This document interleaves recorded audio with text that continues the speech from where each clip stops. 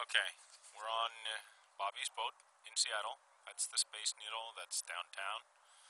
That's the other side of the lake.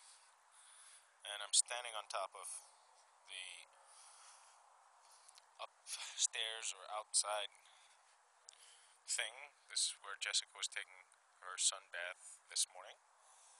And we're gonna go down to the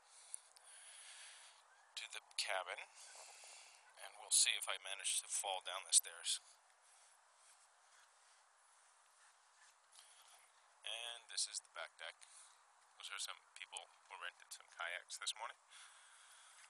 The neighbors. Bobby's bedroom. And Jessica going through stuff about Seattle. This is the bathroom. As you see, very spacious and fantastic. Water pressure is kind of, well, it's not really existing, but that's all we get. So, refrigerator, the bed that we slept in, and there's Jessica again. Jessica, wave hi.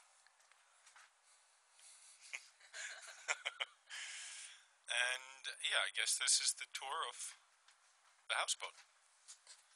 Okay, well, if there's anything else, we're gonna go to downtown Seattle after I get my extra 25 minutes of sleep, which I'm owed because I'm on vacation. So,